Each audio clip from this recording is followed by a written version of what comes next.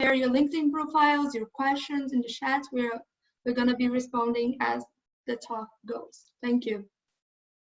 Thank you so much, Fernanda. Welcome everyone to this fourth session of the Global Sports Tech Talks. I'd like to welcome all of you. As Fernanda mentioned, use the chat if you'd like to share your LinkedIn and network and continue the conversation further.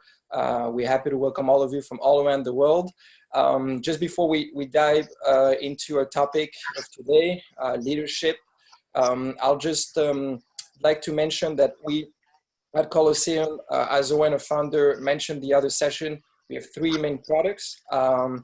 Cluefield Winterize and Sprint Set, and I'd like to introduce Cluefield Managing Director, which is on the line with us, Tal, just to give you, a lot of people ask her what is Cluefield, just to give a one-liner about Cluefield. Tal, do you want to share? Yes, thank you. Hello everybody, my name is Tal Segev and I'm the Managing Director of Cluefield. Cluefield is an open innovation tool for teams, leagues, and federations. So what Cluefield means, I don't want to take too much of your time. So if you are interested, you can reach me on email or LinkedIn. I can share my details here in the chat. Thank you very much. Thank you, team. I would enjoy today. Thank you so much, Tal. Thank you so much, Tal. And I'd like to also thank the team for putting all those talks together. It's Fernanda, our head of marketing, and Tomer, our head of knowledge, which are on the line also with us.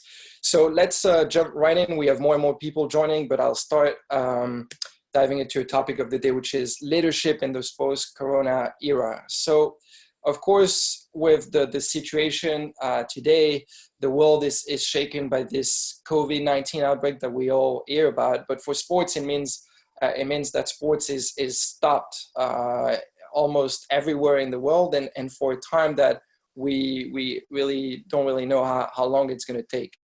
So in those challenging times, leaders are in the front line. Leaders are in the front line, and no later than yesterday, for example, in the US, Donald Trump, the president, announced that he picked his sports cabinet. So leaders are in the front line, not only dealing with their sports organizations, but also up to the government officials, because the situation is so critical that very big decision has to be made collectively for the whole industry. And some leaders on the front line, seems to be shining, seems to be making the right calls. If you look at the NBA commissioner, Adam Silver, I think we can all agree here that the call that the NBA made on March 16th to suspend all their operations was the right call to make at the time. And it showed that the NBA leadership was very strong, because it also sent a signal and a message to everyone in the sports industry and beyond that this situation was to be taken seriously, and it was critical to stop the operations. Some other leaders are more struggling. If you look at the UEFA president, Alexander Seskin, on March 3rd, he announced that he was confident the coronavirus outbreak would not change the Euro 2020 plans. 14 days later, the Euro 2020 was postponed by a year, and ever since, the UEFA president was also struggling into sending the right message and collaborating with the national associations to put everyone on the same page. But generally speaking, all leaders our sports leaders are facing very tough decisions to make. Just sharing a quick illustrations of that. If you look at the XFL, this new incoming football league, which had operations for a couple of months, they first decided to suspend the operations, and then considering the economic situation they were in, they just filed for bankruptcy. So those leaders had very tough decision to make. An example coming from Australia, the Football Federation of Australia let go 70% of its staff 3 days only after suspending the A-League. And according to the words of the CEO of the organization, this has been an extremely difficult decision to make, but again, necessary to stabilize the organization. And when we'll hear from the NHL CMO and other leaders on the line, is that those decisions are hard to make, but they're unfortunately necessary.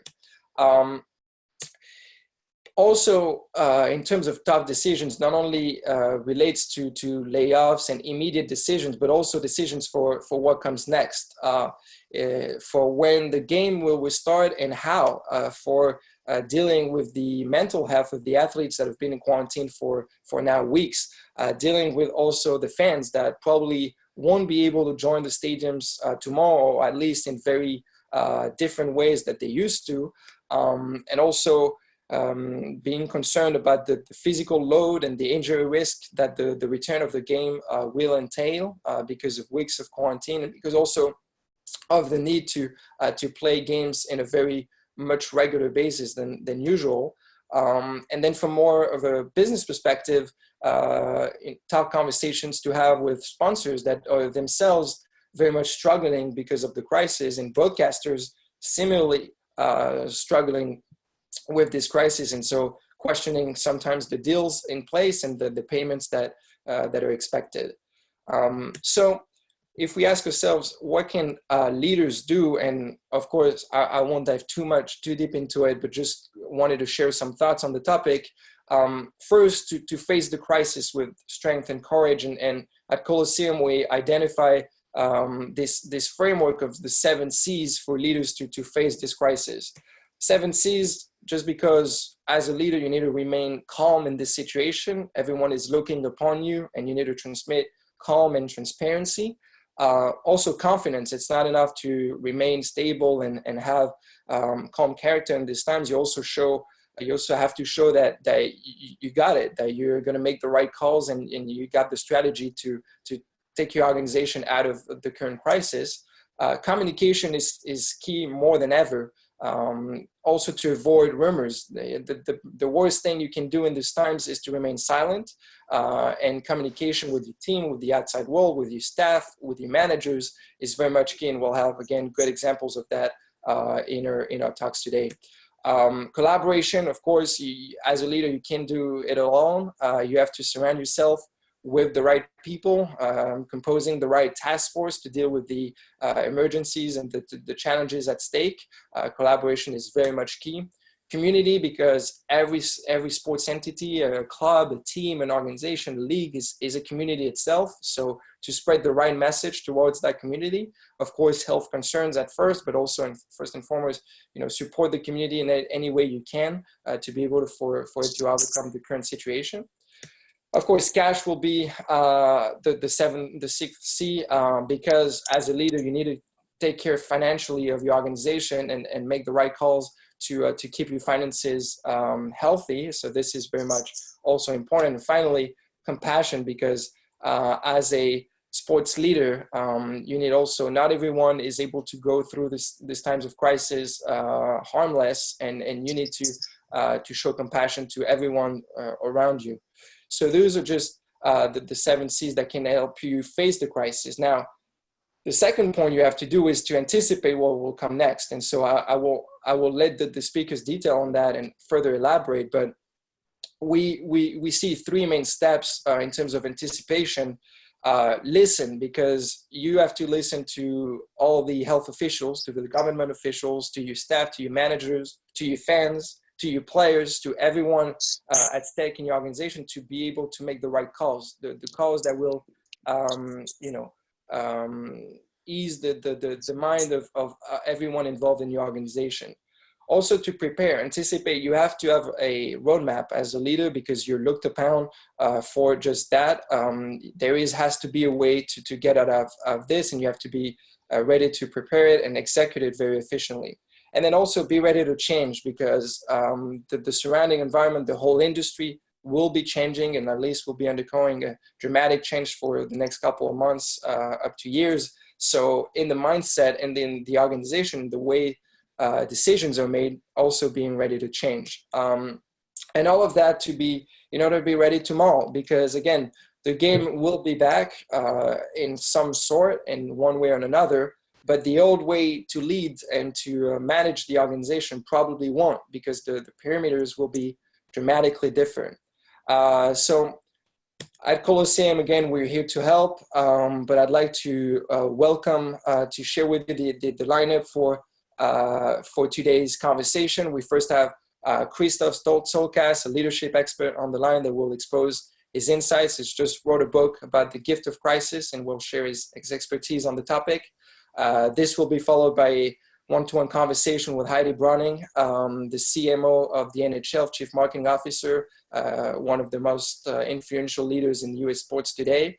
And then finally, we'll have Leader O's sharing some of what WAC Sports, a leader in the sports tech world, did to maintain their technology leadership in those times.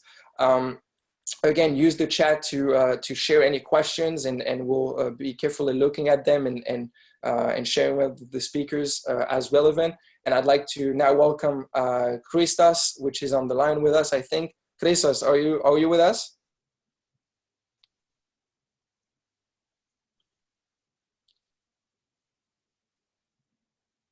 Share my screen. Yes, Christos, you're there. Welcome. Thank you so much. And I will stop sharing my screen so that you can go ahead and share yours.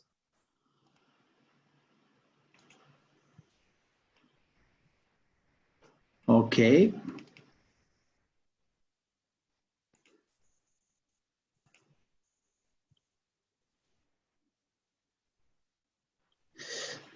There you go.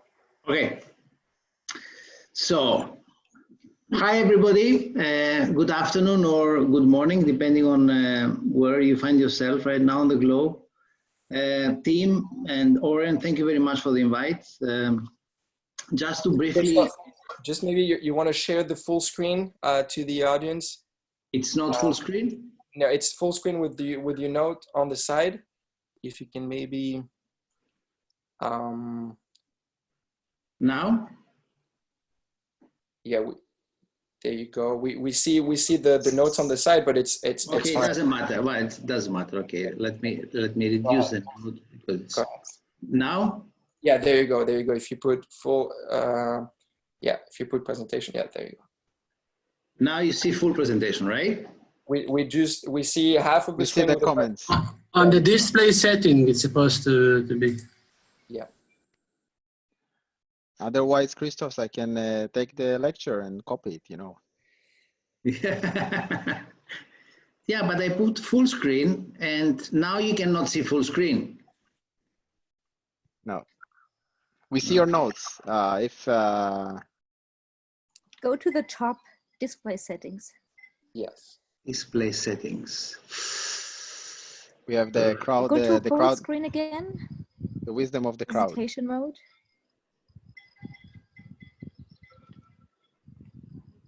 Now?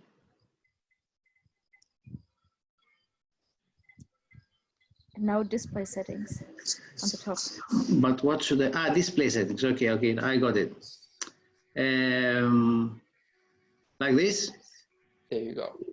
There you go. Perfect. Yes. Excellent. Thank you. So sorry about this.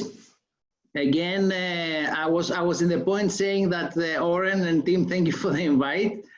Just to briefly introduce myself, I'm in the industry for 25 years. I have a family, and I'm involved in some way or another in startups in the last 7 years. I've been engaged in 6 sports, and I was lucky or unlucky to participate, to be present in 2 crises, 2 significant crises. One was in Athens back in 2009, when I was leading a quite sizable organization and the economic crisis hit. I was managing director there. And in almost overnight, I lost 80% of my bottom line. The next one was in Kiev back in February 2014. Fast developments, political and geopolitical war at the end of the day. Loss of territory, fear, shootings in our neighborhood. People were scared to death. I published my learnings out of this one, but also the previous crisis in an HBR article 5 years ago. And then well, actually I started writing my book, and it was published a few weeks ago, which is called The Gift of Crisis, and how leaders can use purpose to renew their lives, review and change their organization, possibly save the world. And I've also reflected all these years, and because of this writing and experiences, and how life shape us, and what does bad luck means? Is it a good thing, or it's a bad thing? Is it something to avoid, or is it something to embrace? So through my experience and writing the book, I've concluded that at the end of the day, crisis is not a bad luck, but it's a gift. And it's actually the best trainer and coach and maybe guru. As they say, whatever doesn't kill you, it makes you far better than before, right? So these days, you will read a lot of articles and a lot of theories about crisis leadership and what the new normal would look like, right? There are many publications. There is some value on all of these things. But what I'm going to tell you is based on mere experience and some maybe common sense. COVID-19 is a pandemic never seen before for our generations, with enormous impact at every level, like personal, collective, corporate level, and even national level. Sports, like everything in life, all our activities, in essence, has been disrupted. But I think it's not for good, for sure, right? So the work I'm doing with my clients, my colleagues, my collaborators is threefold. First, we work before the crisis, during the crisis, and after the crisis. So let me share with you some ideas for while we are all in a crisis right now, and then after what's happening next, or some thoughts about the year after. So my first point is, or my first learning, if you like, during crisis is basically you shift from fog fear to 10 times. That's a saying that was taught to us, it was communicated to us by South Pole explorer back in Kiev. And it means that you need to stay together either remotely or mostly remotely, as now COVID does not allow us to be, in close proximity. And usually in every crisis, especially the big ones, people are scared, are afraid, they are stressed. And that's okay, because positive stress is what psychologists are defining as acute stress, and can be very creative. It can be a very powerful motivating engine. It can help teams to find a way to win. Most people, however, develop negative stress, what the psychologists are calling chronic stress. The role of the leader is obviously to reduce the former and to increase the former, and to reduce, minimize the latter. Psychologists also observe statistically that in a crisis, 15% of people are staying still, they are frozen, they don't know what to do, they are scared. Another 10 to 15% are movers and shapers, and they are motivated, they want to lead and take the lead and go ahead. The rest of the population of every team, they desperately want to follow orders. They want to follow guidelines. Point number two in a crisis is what I call a what-if machine. So during crisis, we need to continuously imagine alternative scenarios. Think extremes. Can you still be operationally, for example, alive without any revenue for the next 6 months or 1 year? Especially for startups, how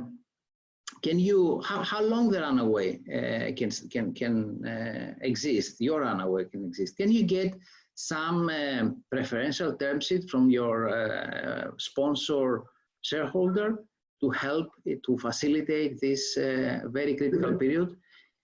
All planning is going to garbage.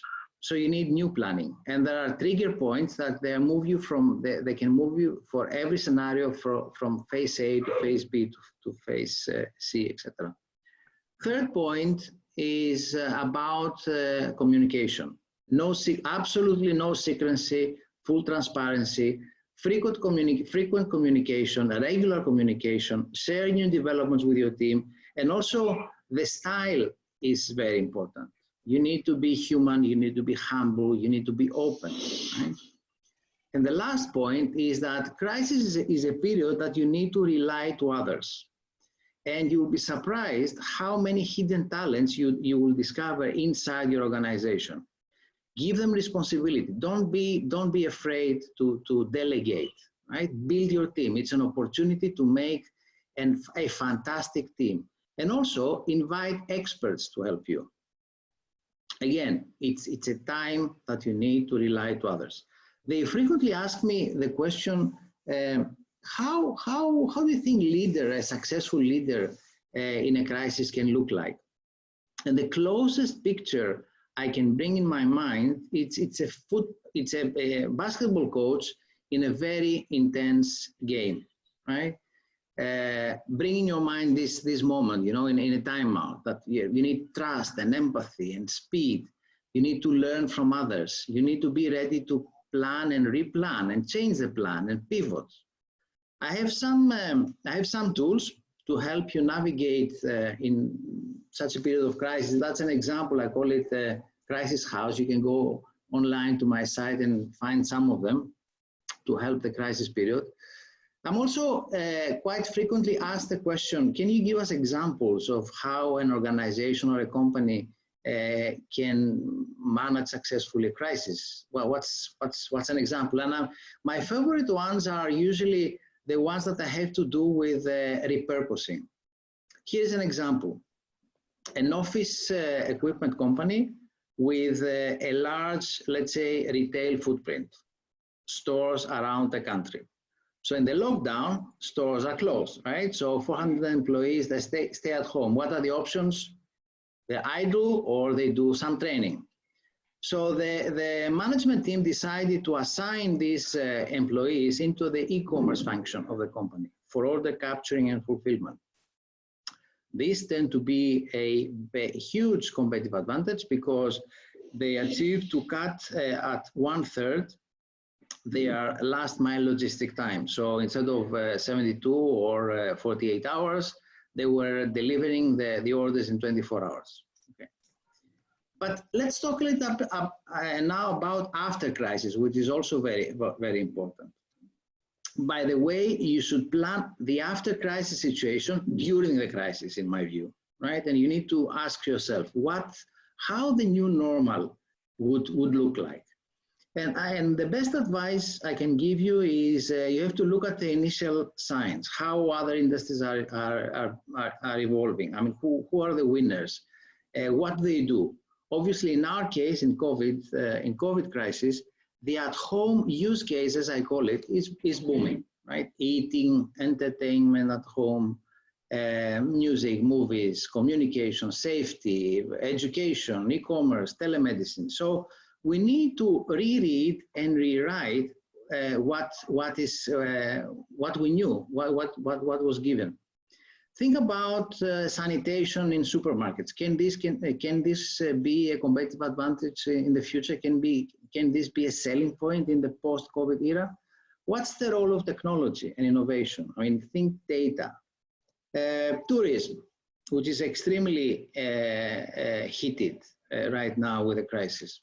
Will isolation options be a part of the holiday providers' proposition in the future? Look, these guys in Switzerland, how quickly they were able to adjust and offer a quarantine service, right? So a luxury, even including virus testing. Okay. How about education? Will education be in the future after COVID as it was before, you know, like traditional classroom, or it's going to be a combination of online, offline? We're going to have new evolving models in the education industry. Think about supply chain and deglobalization, right? I recently heard this expression, just in time, which is a Japanese theory from decades ago, right? Now, just in time becomes just in case, right? Referring to the possibility of keeping some spare capacity for emergencies. Obviously, you need a time that you need to review all your cost bases line by line and scrutinize your costs. So radically decreasing your fixed and eradicating all the variable costs. But also, it's an opportunity to think about your cost base. What is the essential part of my business? What it should be really kept? I like saying that crisis is the enemy of inertia. Right? Crisis is mobilizing us. It drives us to think more creative going forward. In my view, nothing will be, almost nothing will be unaffected out of this crisis. And also it's an opportunity to think about purpose now. I mean, what is the real reason of our business? Why our business exists beyond money and profit? Think also about the planet. This is New Delhi before crisis, before COVID, and this is during COVID, right? And this is Los Angeles before and after, right? People understand the difference. They can see the difference in their lives, right? And they understand, they get the big picture. It's almost like a Maslow, the famous Maslow pyramid, which indicates a new hierarchy of needs that people expect from leadership today. So as they adapt from overcoming the early shock of a crisis and helping it out to create a better future. Obviously, the first thing that is going to be removed after the crisis is any sense of canned purpose. Right? Any sense of artificial purpose, right? What do you believe in when your life is at stake, right? What are the initial needs? Safety, security, survival, right? And then you need to bring people together, create them, the necessary focus to work, and then adapt, go back to your purpose, recalibrate. When the organization is reaching some sort of stability and confidence, then these leadership needs are evolving, and more complex opportunities and solutions are becoming evident. At the top of the pyramid, company is able to successfully redefine the reason of its existence, make the company from beginning, make a new company, right? Change the processes, enter new markets, craft on its own the new normal, possibly save the planet, right? Going back to sports, it's a time for you guys to think how the new normal, which some people are calling the touchless economy. So how the new normal would look like.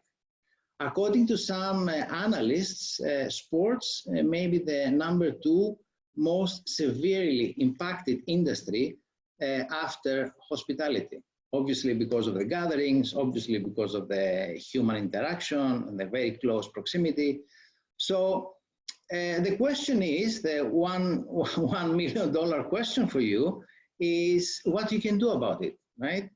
So in my view, the key influencers are going to be technology, human behavior, industry trends, and regulation. How people will act vis-a-vis sports. Can they harness, can we harness technology tools? Digital assisted sports, AI, VR, AR, even this idea of immunity passport for athletes and the rest, the spectators and fan. Regulation is going to be very important, but despite the devastation and disruption, in my view, this pandemic is an incredible gift for you guys, for the startups, for all the progressive minds, for people engaged in the innovation ecosystem of sports, investors and coaches. I think you guys, instead of being asked how to follow the post-COVID era, I think you need to create it. It's time to create the new rules of the game. Thank you very much. Amazing, Christos. Thank you so much, Christos. Amazing insights. And actually, we had questions from the chat that popped up, and I think it's a good one for you. says Marisa is asking, what do you think about ethics in sports or general in society? And most importantly, will ethical leadership be more important in the future? So when you're talking about this new normal in sports, will ethics and be maybe more take a more important place? Yeah, thank you for the, Larissa is the name, eh? Or Marisa? Yeah. Marisa. Marisa.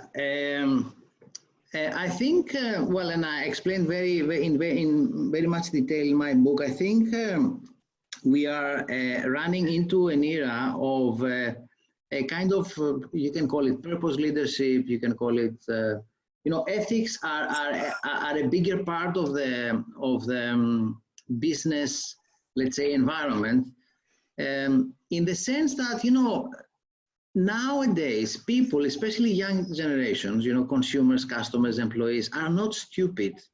They understand, right?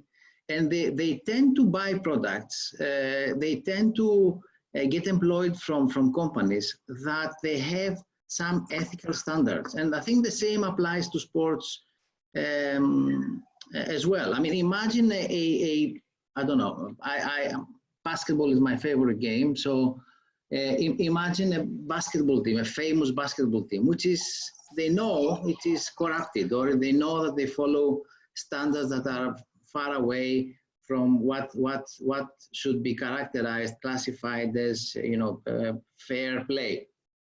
Do you think that this team is going to have fans? Imagine a coach in a basketball game, in a basketball sport in general, or in any sport.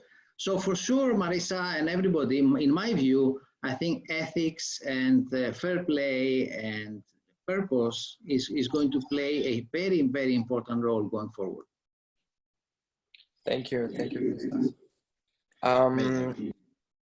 Yeah, we're maybe we have time for one last question from maybe Owen. You had a questions for Christos. Yeah.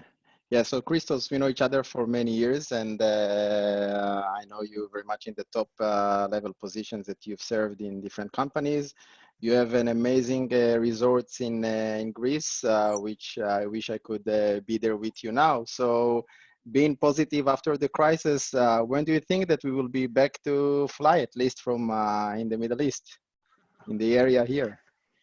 Listen, I think Greece, thank you for thank you for the question. Or Greece, I was just before the connection, the Zoom connection, I was listening to a short story from Indian TV, and they call Greece a textbook case in terms of crisis management. So right now we have like 11 million people, 2,000 cases, 99 dead, 70 people intubated, because the government here exhibited outstanding leadership and speed. So they are planning now the day after, and I think they are thinking of gradual kind of loosening up of the measures. And obviously, tourism industry is very much impacted. It's 20% of the gross domestic product here. So one of the ideas is to release and to allow flights from places that are less affected, right? Hi. So what I'm actually navigating is count me in for the next resorts booking. Sorry, can you repeat? I didn't hear. Count me in for the next booking for the resorts. Yeah, right now. You just need to say yes. Yeah. Okay. Thank you, Christos. You're welcome, guys. Thank you so much, Christos, for joining. Again, amazing insights, and stay safe. You're in Greece, right? Those days. Yes, stay safe. yes. Stay safe. Thank you so much. So it seems like ID is running a couple minutes late. No, ID's here. I see her. Oh, you see her. Amazing. Yes. Christos, that was amazing. Thank you for the inspiration today. That was just what we needed. Thank you, Heidi. Thank you. I'm looking forward to your presentation. Thanks. We're just going to have a conversation, I think. So It's much better. Have fun. Yeah. So I'll leave the floor to Heidi and Owen the great insights. Again, it's an honor to have you, Heidi, and thank you so much for joining and taking the time in this crisis. Thank you for having So me. Heidi, Hi, Heidi, Oren. How are you? I'm good. I'm good. I'm good. We saw each other not long time ago, actually, in months. Let's say in months. So it's I think great it to was connect about a with us. year ago now that we saw each other. Was it? It Or no, was it was in the spring. no It was less, in the less. fall. Ireland. It was less. 1-0. Yeah. So Heidi, again, thank you for joining us, and we are super excited to have you. And I will give like a little bit short brief to the audience. Pandora, Fox Interactive, actually MySpace, and the NHL. Heidi's perspective on her leadership role. I'm reading it out, yeah. Inside a world famous sports organization like the NHL, of course, and the lessons learned from more than 20 years in marketing experience in the top companies in top position. I think that we will jump shortly to tackle some questions that we prepared, some of them by the audience and some of them that we briefed. It's going to be an exciting discussion as I see it. From your leadership position, of course, the NHL, one of the top leagues in the world, and the face and actually the communication channel to this league.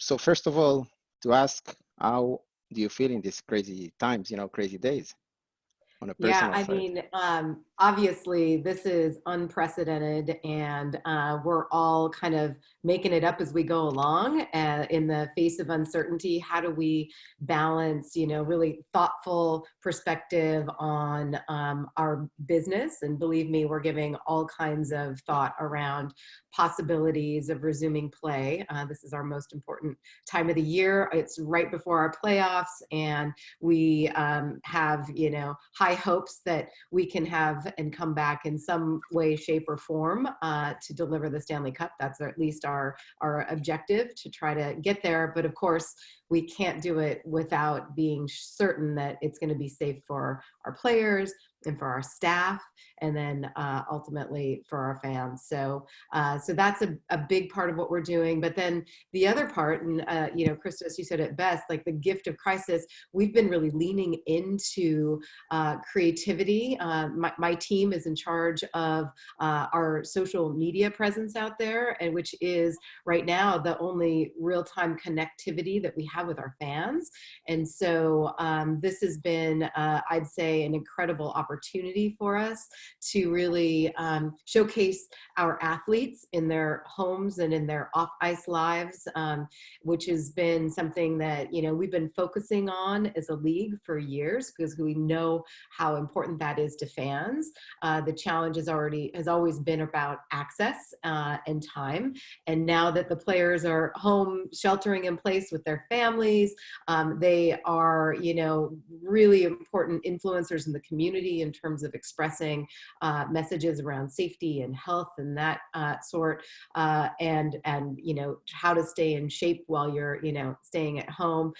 So they've been really great about participating and joining us in helping engage our fans. Amazing.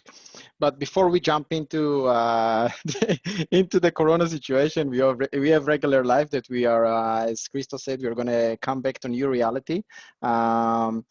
How does a day for the CMO of the NHL, one of the big leagues in the world, that with amazing transactions and so on, how does it look like? Just share with us a little bit of, let's say that Corona that doesn't exist now. Oh, well, so the funny thing is, like I was going to say, if it's the Corona world, I'm on 9 hours of Zoom conferences a day, and then you go to work afterwards. So yeah, I mean, we actually, the technology that we've been using is, while we're all in this dispersed workforce, has really had an amazing impact on, I think, making us even better collaborators across the organization. So our days are filled with, meetings, really trying to make sure that we're having a combination of data-driven insights that are helping to shape our strategy, as well as absolute creativity creativity and, you know, always challenging ourselves to push ourselves to do more and be more creative. And if, you know, it's a crazy, no idea is too crazy to pursue. But again, we want to do that balance of, is the data telling us or indicating that we can do that, and find that right mix of art and science there. So we spend a lot of time in meetings, both team meetings as well as individual meetings. You know, then during the regular season, get to enjoy games at night. My team not only manages social media during the day, but manages the in-game social media. So every night we have a staff that's in there watching in the situation room with the team, watching every single game and providing content. How big is the marketing team in the league? For my team, which is really focused on fan engagement and social media and data analytics, our whole fan engagement warehouse, that is around 22 people.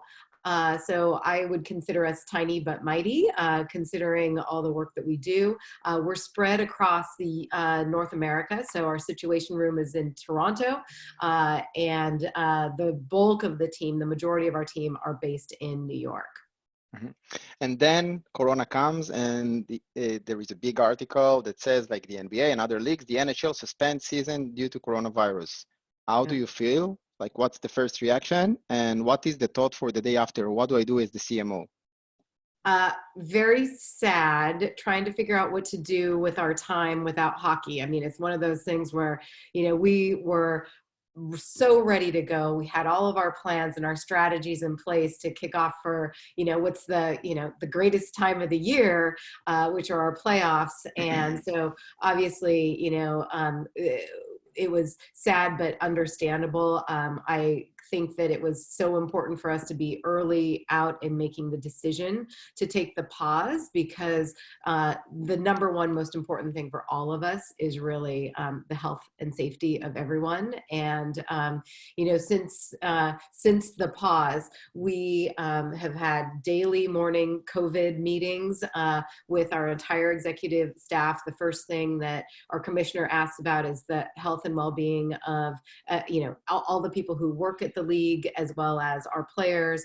That is the primary focus. And then we turn to, you know, updates and, you know, ideas and data and insights and sharing.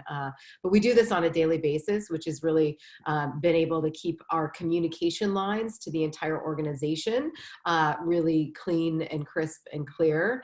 So that's been really great.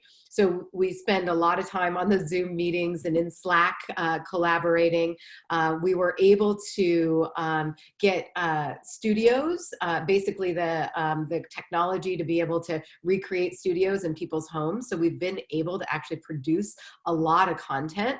That was no easy feat, and it was very important for us. So now that we've kind of refined that process, it seems to be humming real nicely. We spend time with our rights holders to make sure that we're collaborating on what's the content that we're sharing, both on broadcast linear as well as through our digital and social channels. And actually, yeah, it leads me into last year. I was super lucky. It was February. I was in Vegas, and I was invited by two friends, Michael and Nissim. They're crazy about the Knights, which is in comparison a new team in the neighborhood against the Maples, the Toronto Maples. They lost, but the engagement and the experience, I have to share that for me, it was like, wow, like above all expectations. You know, I'm not going to mention other leagues, but it was wow. And the gap, now I feel about it, the atmosphere, the energy, maybe it's Vegas, I don't know, was here. How do you close this gap? Like and you're sharing some of it, but it's actually, it's not easy. yeah. To closing this gap. And hockey is known to be the most exciting sport to see live, you know. And I always think about it as like when you go to a hockey game, you know, there are seats in the house where you can see the whole strategy playing out. There are seats down low where you can actually feel the game happening. So you see the game, you feel the game, and you really do feel a part of it. And because it's so action-packed and fast-paced, and the way we conduct it with, you know, very little stoppage, coverage, that is what makes it, sort of, on the edge of your seat kind of experience. And then our fans are beyond fanatical about hockey. They're very knowledgeable about history and traditions and all that great stuff. And so you just get so much engagement, both in the real world as well as in the digital space.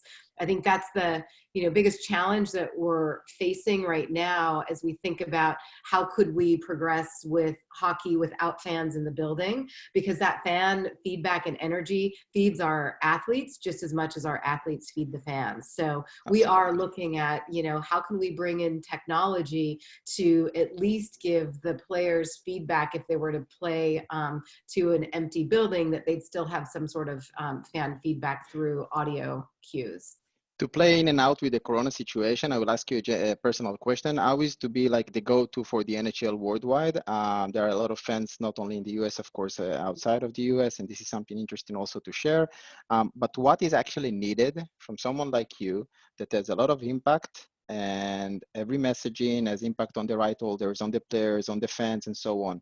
So from the leadership point of view, you as Heidi, and of course after Fox Interactive, which is my space, that I think that I still have a profile that I don't know how to share my password. But in general, what is needed in order to lead the kind of such a big impact of influence outside in the social media from someone like you, and for people that are actually watching us? So I feel like, for my personal leadership philosophy, my my tagline that I created for myself many, many, many years ago was peace, love, and ROI. I mean, I definitely am a person who leads with positivity, and I do believe that you can be a strong leader and an effective leader if you lead with kindness and empathy. And then, the ROI, I'm always pursuing results, right? And measurement. And it's okay to pursue something that's new and to fail, just as long as you get some insight from it and apply it to the future. So I stick by my mantra, peace, love, and ROI, and continue to share that with our team. I think, no matter what point you are in life in terms of whether we're pre-pause or during this pause, having a positive outlook is critical, especially when we've got so many fans that are going through such a hard time. We've got our own employees that are going through challenges, and even all of us are going through, like, we just don't know what is ahead of us. I think that maintaining that eye on there is some good that will come out of this. Sometimes it's hard to see. And that's again why I thought what Christos had to say was really wonderful, because it's so easy for us to get caught up in the, sort of the doom and gloom scenario of what if sports don't come back, when in fact flipping it on its head, which is, well, what is our opportunity here to reimagine, rethink, redesign some of the things that we're doing so that we can continue fueling our fans and maybe even attracting new fans in the midst of this crisis. So I would like to ask you a question. I see the importance that Adam Silver also mentioned in terms of the health players, going back to the Corona, the health players, and you are mentioning first of all health. So how do you use your actual impact to create this kind of positive awareness around people? Watch out and make sure that you are staying home. How do you use the social media for that? So when we look at our social media, and when this whole crisis came down, we basically paused our media for about a week, and instead we dedicated it purely to informational messaging around what was happening at the league, and then quickly picked up on the health and safety messages that were so important for people to adopt. And as you remember early on, the health and safety messages have evolved over time. The other important part of this was tapping into our players. Our players are influencers in so many people's lives. Kids look up to them, people look up to them. It's important that they are using their platform and to make sure that they're educating fans on proper hygiene and safety, etc. So that's been, the players have all done this on their own volition. Many of them are highly involved in their own communities and charities, and really do take a big role in this communication and change. So that first kind of phase we look at is the communication phase. The second phase around social media is really around community. And we know, and I think Christos touched on it earlier, we know from all of our fan insights, as well as, you know, the research and polls that are happening around the world, that businesses that are putting sort of social responsibility ahead of profit are the ones who are winning the loyalty and maintaining the loyalty of their fans. And so this social responsibility is really what is our role in sports to give back to community. And across the league, teams, players, owners, the league, we're all contributing to local foundations and charities and people in need to make sure that we're there for our community just as they are for us. So community is huge and will continue on. And then the last part is really around that connection and that personal connection with the players. And we talked about it at the start of our conversation, which is this has actually been kind of a gift in the sense that the players and the athletes are really, they're for those who participated in social media prior to the pause, this is second nature to them, and they're producing a lot of really great content with their families, etc. For players who are new to it, we're starting to see more players emerge for the first time on social media. For example, in the last month since this pause started, we've had 511 players post something on social. That is incredible for us. That's incredible diversity. As you know, we have the most global players. About 25 to 30% of our players are from outside of North America. We've been doing a lot of content, particularly in our NHL Europe channels to do fun interviews with players in language while they're home during the pause. That's been great. So we're continuing to do that one-to-one connection with the players via social media, but also curating and creating new shows. As I mentioned, we've got shows that we're producing with our NHL studios that are created for digital first, but then are being aired on our broadcast network partners. So things like our Hockey at Home show, where we brought together all the brothers within the NHL league and basically, had a Zoom conference, and you were in the home of each of these brothers, the Kachucks, the Hughes, the Stahl brothers, and just seeing, brothers in general. But it was super fun. So we're trying to create more content like that. The next Hockey at Home show is with Wayne Gretzky and Alex Ovechkin, which is going to be on Monday. That's going to be huge because those are two, goats, if you will. We will share the link on the chat for the guys. You have a big hi from Nissim from Vegas saying he's waiting for the league to come back to the Knights to play on the playoff. And there is a question: how is the game from Sam from New York, I guess? How is the game from hockey? It's growing nationwide, and how does the impact of COVID with this kind of expansion? How do you see it? Yeah, I mean, we're hoping that this is absolutely an opportunity for expansion. We've got more eyes than ever on our social channels. We're trying to produce content that is both balanced with actual hockey content, with bringing back our classic games and greatest moments, with these human moments. We always talk about this as humans are greater than highlights. And when we think about the growth of our league, we think about how do we take these human moments because they're more relatable to everyone, and then bring them into the hockey family, because you can always learn the strategies and slang and traditions of hockey, but we really want to connect with people at the heart, and so actually Sharma, I see that Sharma shares on the link. How do you plan to use technology now in this time of crisis? But not only, it actually leads me to my next question, so thank you, Sharma. We know that technology actually enables connectivity, like you're sitting at home today having those COVID meetings you were saying, your daily COVID meetings. So as technology enable connectivity, which actually solutions you're using on a daily basis pre-corona and today while the corona is taking place?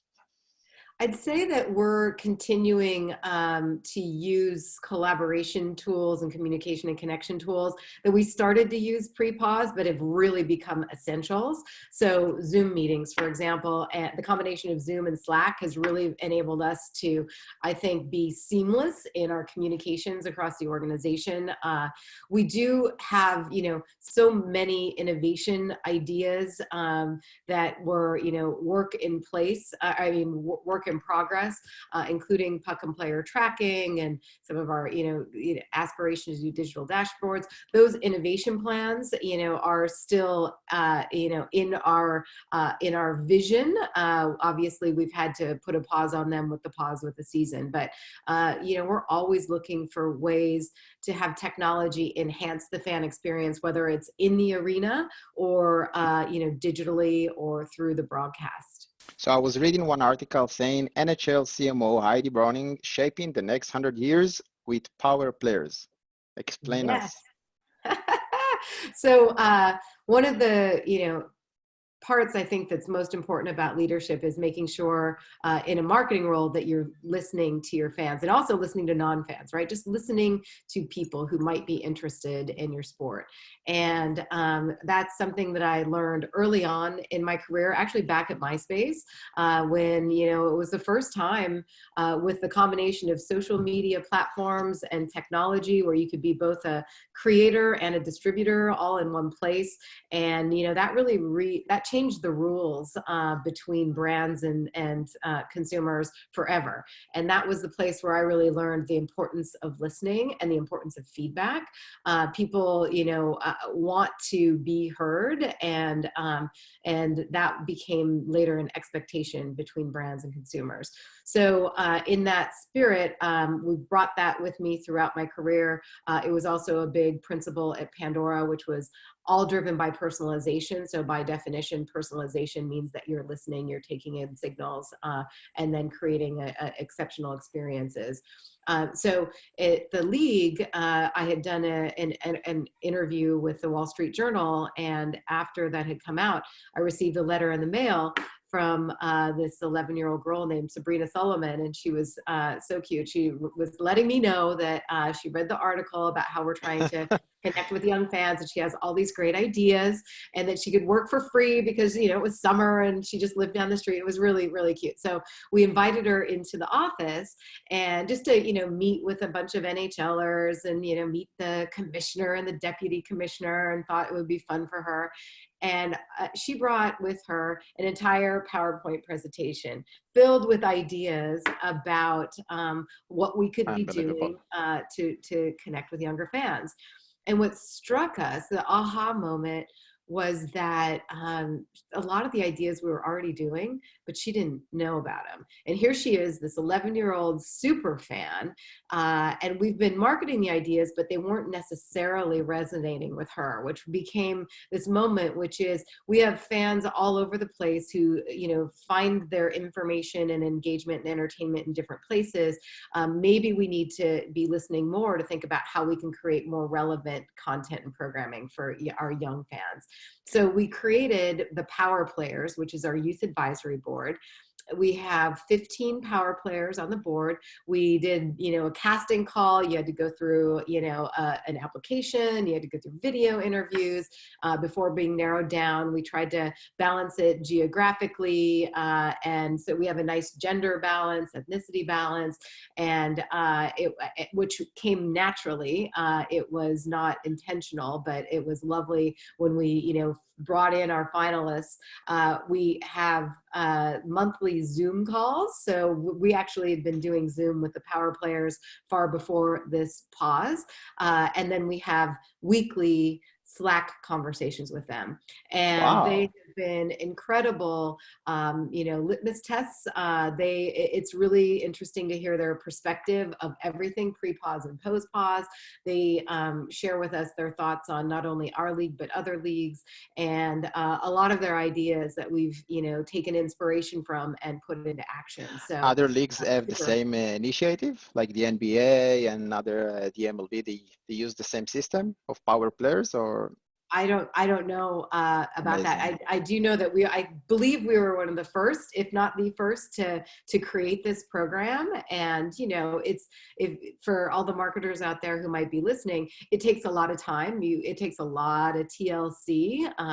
But it's worth it. And so that's where, I will continue to double down on this program as, not only is it great for us to hear from these young fans, but it's such a great opportunity for these young fans to find out how businesses work and, how decisions are Amazing. made and be a part of it. And, I look at this as hopefully we'll have a whole generation of future NHL employees out of this someday when they're, old enough to graduate. They're 13 to 17-year-olds, so they are young. They still And have I to go to guess that college. Solomon, she is the chair, I guess, of the board, no? Little girl. Going to a practical question for some of our audience, many of them are techies. How do you approach the NHL if you have an interesting solution? What's the process? What's the pipeline? Who do you approach? So depends on what the solution is, but we do have a couple of folks on our team who are focused on innovation. But as you know, everyone on here, innovation can come in many shapes and forms. It can be innovation around fans. It can be innovation around athlete-driven technology. It can be driven around sponsorship, or even the tools that we use from a data analytics and fan engagement perspective. So, we can funnel and we're really good about if an idea comes in anywhere in the organization, if we think it has relevance to other teams, we'll make sure that we funnel it around. But we do like to hear about everything. We can't act on everything, but we do like to hear about it. And particularly in the areas of sponsorship and fan engagement, those are opportunities we also like to share with our clubs, because sometimes our clubs have the ability to be agile and test and learn more so than the entire league. And so we know who those clubs are and what their interests are and can help share it with them. Yeah, that's true. We know for at least one solution from our area, Pico, that work with several teams in the NHL. Last one. So going back to the Corona, we want to finish with a positive attitude. So which new inventions do you think that are going to be relevant, or what would you recommend entrepreneurs to think about in the new era of sport?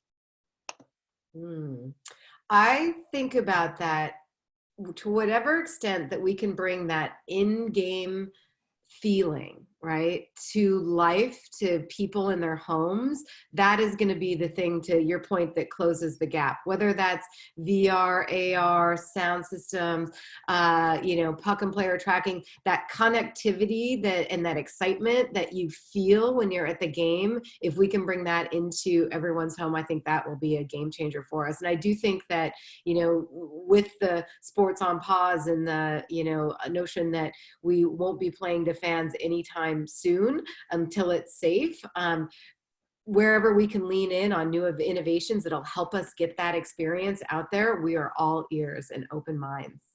Amazing. The messaging of Christos was that the crisis is a gift. So what's your positive takeaway for our guys? I do think it's a gift, and I do also think that this is a moment of healing for our whole planet. If you think about it, we're seeing, the skies clearing and the pollution going, and communities healing and connecting. And I think that we've been in such a fast-paced, crazy world that this is a great moment for us to sit back and think about what's truly important in our pursuit of life and business and human connectivity and value. And so I do think we're going to balance that. I think technology is going to only enable that. But I would just say we don't have to be the fastest. We just have to be the most effective to make sure that it works, right? So that's what we're excited about with this, this moment in time to reflect, to grow, and then to innovate.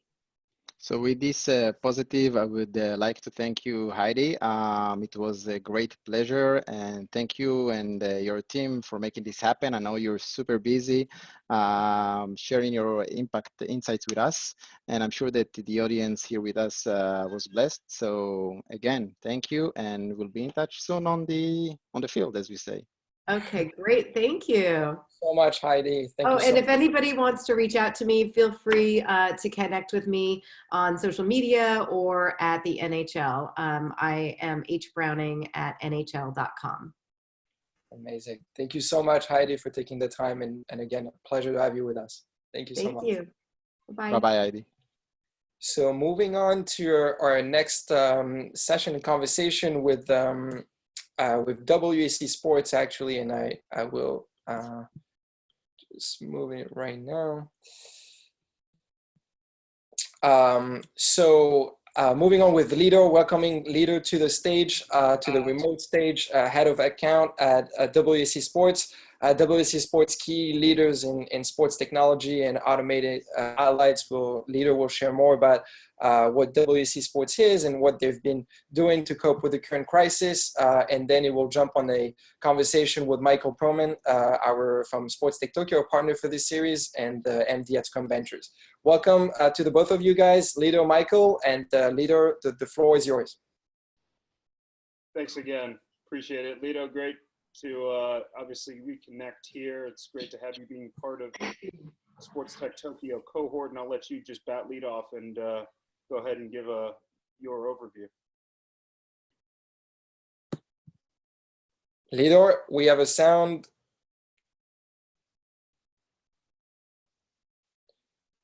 We still are unable to hear you. Can you hear me now? Yes, now it's all good. right. Okay. Sorry for that. Anyway, thank you so much for the nice introduction, Tim, and the entire Coliseum team. So let me just quickly share my screen with you. And can everyone see my screen with the deck? Yes, perfect. All right, perfect. So again, let me just start off by saying hi to everyone. Thanks everyone for joining. My name is Lidor Oz, and I'm leading the account management Europe at WSC Sports. It's definitely a pleasure to be here and to speak today, and I want to thank everyone that joined and also the guys at Coliseum for this tremendous opportunity. So what I would like to do today is to use the time that I have to briefly talk about how we at WSC handled and faced this new situation, talk a little bit about how we basically strategized and took some steps in order to kind of tackle the new challenges that we believed were introduced and now we know that are introduced to the industry.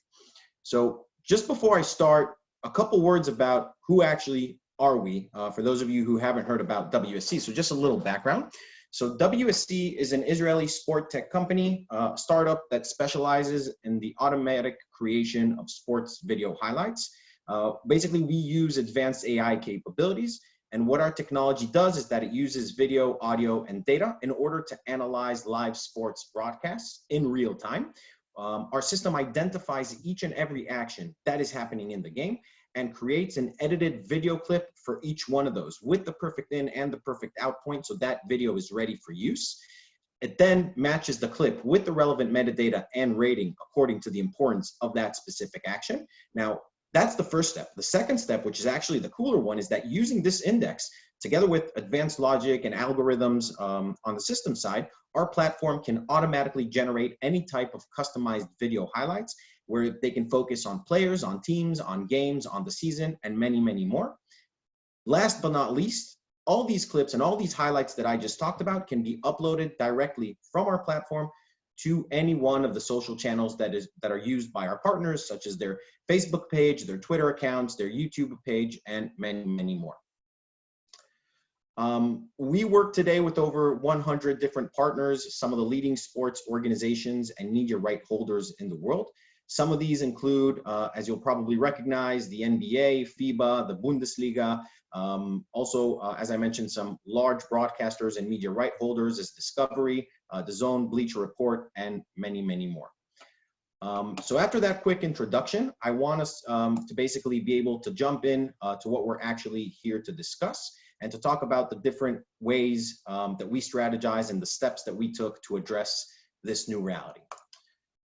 So basically, on a personal level, I remember the day. It was a Thursday morning. I woke up at about 7:30 a.m. and then kind of in the Slack group of the entire company, the first message there was the NBA got postponed until further notice.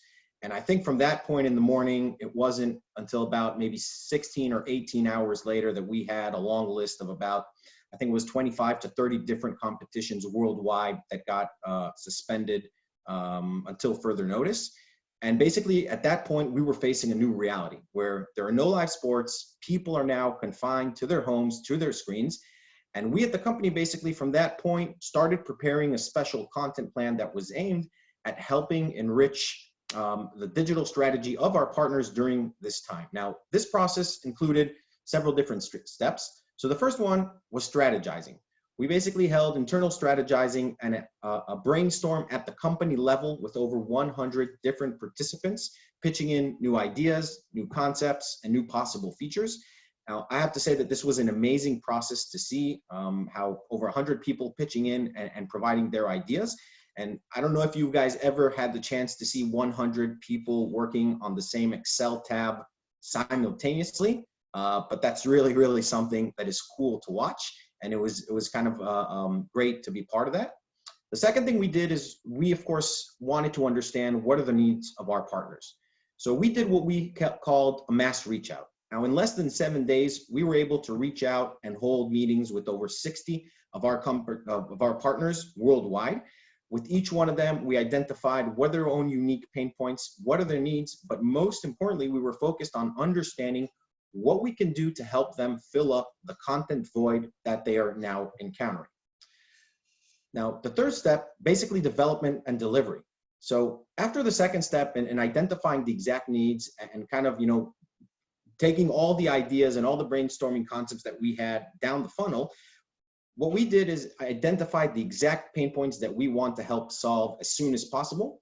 And we decided upon a handful, actually it was 2 handfuls of features that hold value to our partners. We pushed all these into what we called sprint development, and these were ready and pushed into production in actually less than 10 days. And I'm gonna stop here and say that, world pandemics are a very bad thing, but they are a great way to get your dev teams to cut down on development time. So that's just an idea. Moving on to the fourth point, knowledge sharing. So another thing we did is we actually decided to leverage our unique position in the industry. I mean, not every day you're a company that is able to have relationships and daily basis conversations with all the leading sports organizations from around the world. So what we did is we decided to gather use cases, ideas, examples, initiatives, basically that each one of our partners is taking during this period. We created on our side dedicated materials that contain many different examples. And we took all these materials and basically decided to push that knowledge back out to the industry. So we decided to kind of share everything that we've seen happening around the sports industry with all of our partners. And last but not least, what we call new clients. So we also reached out to many industry players that were non-WSC partners beforehand with what we have as a unique coronavirus tailored offering to help address any pain points that they're currently seeing. Now, I want to dive in a little bit into some more specific examples of how these ideas or initiatives that I just spoke about turned up looking. So the first one is not actually a new feature that we developed, but I think it's crucial to understand how our solution works because I think the rest is kind of built upon this basis. So one of the biggest values of the WSC platform is that it is cloud-based. Now, this means that it is accessible, of course, from anywhere and at any time. So this enables all of our partners to access their entire content, their entire archive from home without the need to be on premise, solving one of the biggest challenges that is presented to all of us in this new reality. And as I mentioned, on the base of this, we basically went forward and offered new features and new products and propositions, such as tapping back into archive content. So with the entire sports world on hold and no events, no games being played, and all of us as sports fans still just sitting at home, hungry for content, if not even more now that we're actually stuck at home, So together with all of our partners, we understand that their archive content is basically a gold mine. So we were able to help them add to our platform several years of content in a very quick manner, and allowing them to dive into the past in a very, very convenient way. So basically they can automatically create content featuring any player, any team, any action, and more for any season in the past. And you can see here, I'm sharing 2 examples out of many of them. So the Turkish Airlines EuroLeague in Europe, basically doing kind of throwbacks of championship games from 2001 until today, and the AFL League from APAC also doing a big archive project with us. The second example I want to talk about is creating a live digital channel. So we were able, in a matter of a couple days, to strike a new unique partnership where we're able to quickly tailor a solution for a 24/7 channel that can be filled with any type of back-to-back content.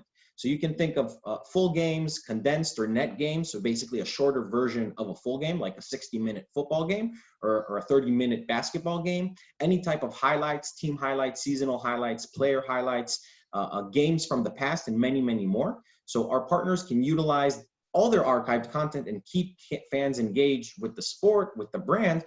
But I think most important is the sponsors, which we see as a need that is quite evidently now that, you know, as sponsorship deals are at risk, and it's something that of course was discussed earlier today in the talk, and we see this as a very, very great way to keep those fans and brands and sponsors engaged. Now, the last example that I want to talk about is our new split screen template. So using one of our tools that is called the graphics engine, we were able to develop in less than several days a new split screen template, what you're actually seeing on my screen, which allows our partners to play several different videos inside just one MP4 file. So this was immediately available to all of our partners, and we're seeing many of them using this to create completely new type of engaging content, something that we didn't do before the coronavirus period and something that they've never done before the coronavirus period. And the cool thing here is that we're actually seeing great engagement from these type of posts because they're actually creating bigger engagement rates than the other types of posts because you have the interactivity factor in it. So you let fans vote. And you can see for a couple examples, FIVB on Vote Who Did It Best, or actually, you know, my personal favorite, L&B just kind of did a dunk contest with, you know, the round of 16, quarterfinals, semifinals, and finals, and it's all based on fans voting. Oh, I actually clicked the link, sorry about that. So also, as I mentioned in the beginning, kind of moving on to the final point that I had in our strategy is new partnerships. So this period has brought to us many new partnerships and many opportunities as well. Since the beginning, we started working with many new organizations in the industry and providing them what we call kind of a coronavirus tailored offering, so we can quickly answer their needs and bring them value. Now, we actually started to work with the Belarusian Football League. Now, I'm not sure how many of you are aware, but that's actually the only active sports league today in Europe, which is funny because I've never watched the Belarusian league, and all of a sudden the local broadcasters in Israel are kind of constantly showing live matches from there. So it's something very interesting to watch. So we started to work with them. Some other new pilots, partnerships here, you can probably maybe recognize the Latvian Higher League, Sport 5 broadcaster in Israel, Australian Rugby, and many, many more. And maybe just to kind of sum up, as you can see, by the way, we did receive some really, really great feedback from our partners. And I think if I try to summarize kind of how, you know, the last 4, 5, 6 weeks look for us, then overall, I want to say that we can definitely, you know, it's definitely a strange period and there are definitely many, many challenges, but I think this period also has many opportunities for us. And we were able, as a company, to test our out-of-the-box thinking. We were able to quickly develop new features and push them to the market. We were able to create new meaningful relationships. But I think for us, the most important thing was we were able to stand side by side with our partners in the time that they needed us most. And that's kind of, again, we're going with the positive attitude today. So that's where I kind of want to take a step back and say thank you for listening, and thank you again for the opportunity. And again, just looking forward for the talk and to answer any questions. Yeah, no, appreciate it, Lido. And this is really informative, and I think it's hopefully actionable for some of the folks that are on the call today. You know, as I listen to that, I think it's phenomenal, right? You're solutions oriented, you're solving real problems that are facing a lot of your partners and now acquiring new partners because of it. I think one of the things that a lot of startups always kind of ask is this, you know, how do you price this, right? I mean, like, how do I generate revenue, particularly in an environment where my partners are all cutting back in various ways, right? They're not asking necessarily for it for free, but in some cases, how are you pricing these kind of one-off or kind of these customized solutions in this environment? So that's actually kind of a difficult question to answer because it really is on a case-by-case basis. I would say that with each one of our new partners, we really look at the scope, we look at their, you know, their current needs, what we can do to help, and then we work through that together with our business development team and the partners. So I don't think there's one right answer, not here at WC Sports, but I also think not for a lot of startups, you know, just being kind of a startup person, and I worked in different startups in different industries in the past. And I think as you approach a potential client or a potential organization that you want to work with, it definitely always is a case-by-case basis, just because it's not, at least at WC Sports, we don't see ourselves as kind of an off-the-shelf product, but as more of something that what does our partner need? How can we do that? What are the type of features that we want to deploy and help them with? Do we want to develop new things for them, or do they have requirements that will, you know, will take us into places of new development and new integration? So it really is on a case-by-case basis, and I think that can be a good tip, to always have an open mind for any new approach or any new engagement that you make.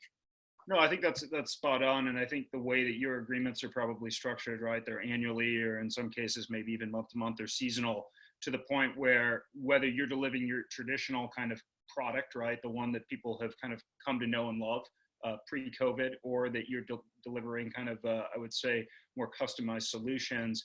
I think that the common kind of denominator is it's value oriented. It's about finding, you know, the light at the end of the tunnel right now. And especially it is a little gloomy, as you can probably attest to personally on that. So I applaud you in the way that you're going about it. I think it's refreshing, and it's certainly something that a lot of startups can take a look at.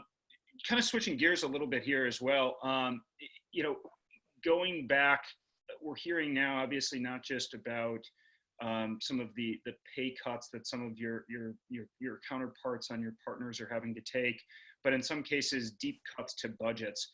How is that going to impact, you know, I'm not going to point a finger at WSC here, but just in general, sports tech startups, what do you think the secret sauce is going to look like to try to find those dollars that have been, you know, hard to come by in the past, and now they're going to become even more at a premium moving forward?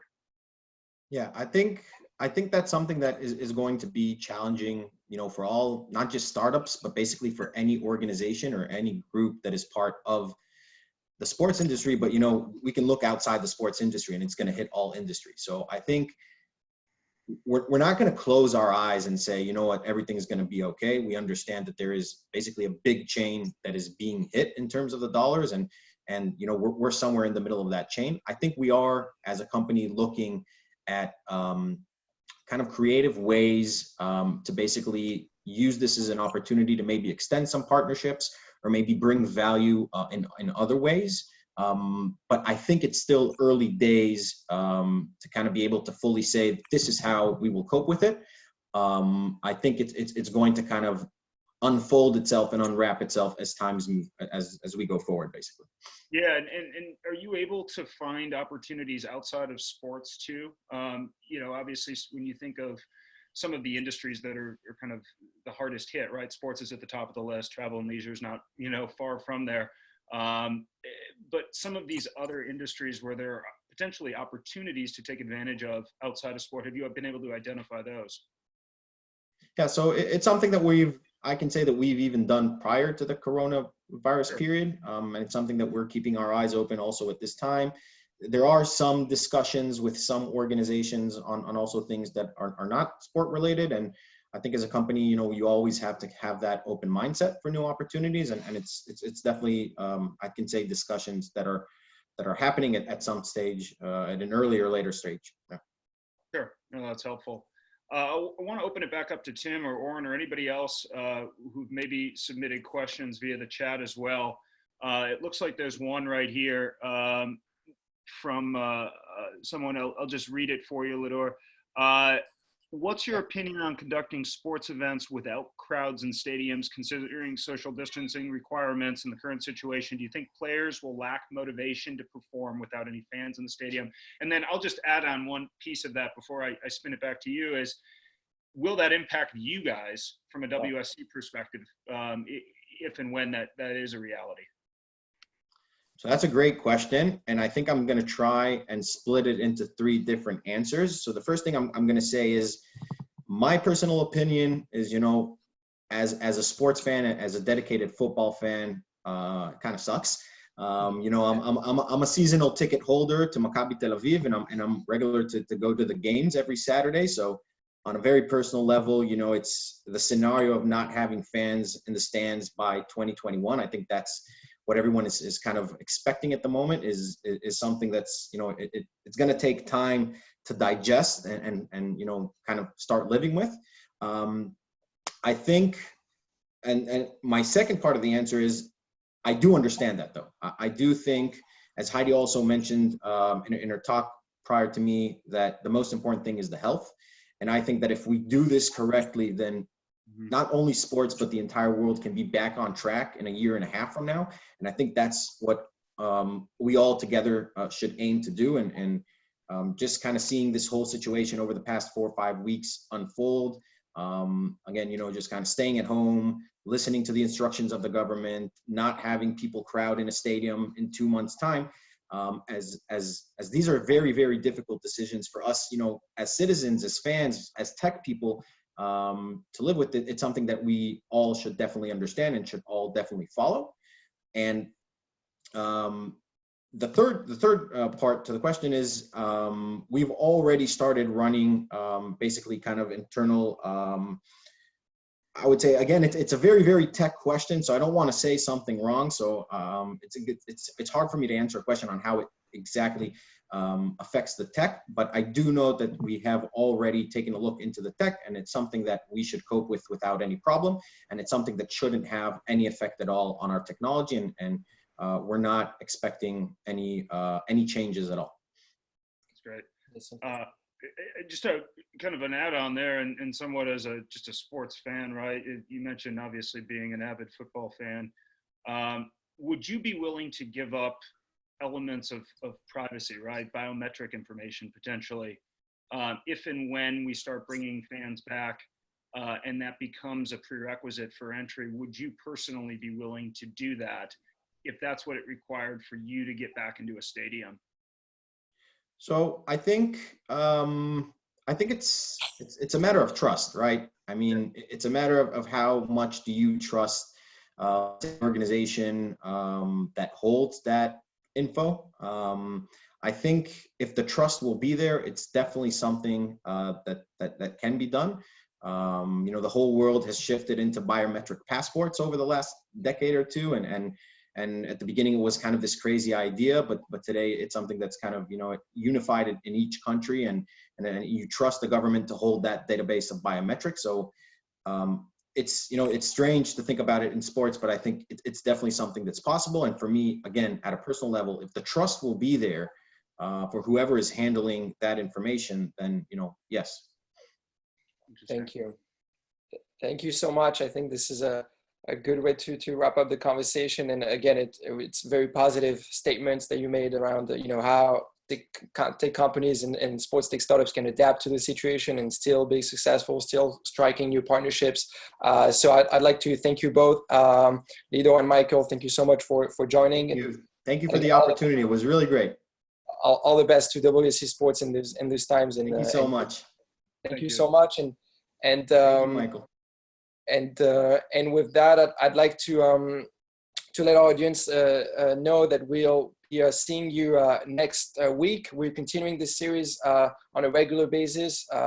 We're wrapping this first round of sessions. We so far had 24 speakers, and I want to thank them also, representing 45 countries in terms of attendees and 400 participants. Also thank our partners, Michael Proman from Sports Tech Tokyo, and then we'll see you next week, next Thursday, to continue the conversation. We had, I see there's some people sharing their LinkedIn and on the chat. Please feel free to do it. We'll be reaching out with you to you with also a survey to learn more about the topics you'd like us to tackle, and we'll continue building and talking about the future of sports together to boost positive notes for the next chapter and make the most out of this crisis, which we understood today. And Christophe and Heidi and Lidor all mentioned it, is also an opportunity for our industry. So thank you so much all. Thank you for joining. Thanks for the Colosseum team and to Michael Proman from Sports Tech Tokyo, and we'll see you next week. Owen. Thanks, Oren. Thanks, Tim. Thank you so much. Thank you. Bye-bye, guys. Thank you, everyone. Thanks a lot.